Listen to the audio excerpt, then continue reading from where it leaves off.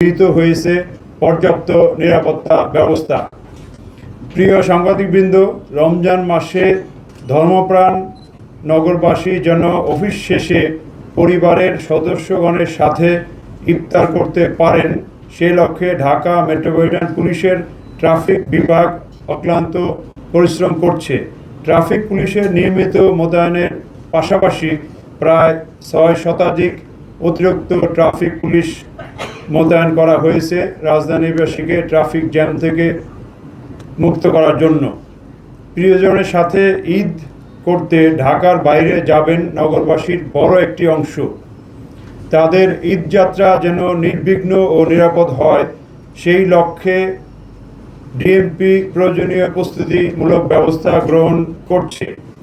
আইন শৃঙ্খলা রক্ষা এবং সর্বসাধারণের যাতায়াতের সুবিধার্থে রাজধানীর 4টি বাস টার্মিনাল, একটি লঞ্চ টার্মিনাল, রেল স্টেশন ঘিরে নেওয়া হয়েছে পর্যাপ্ত নিরাপত্তা পরিকল্পনা। যাত্রী হয়রানি বন্ধ এবং মাত্রাতিরিক্ত বা অতিরিক্ত ভাড়া আদায় রোধে ইউনিফর্ম পুলিশের পাশাপাশি মোতায়েন থাকবে গোয়েন্দা পুলিশ। এসব টার্মিনালে পুলিশের কন্ট্রোল রুম এবং ওয়াচ টাওয়ার স্থাপন করা হবে। ঢাকা উত্তর এবং দক্ষিণ সিটি ছাড়াও 3টি বাস টার্মিনালে ডিএমপি কর্তৃক সিসি ক্যামেরা স্থাপন করা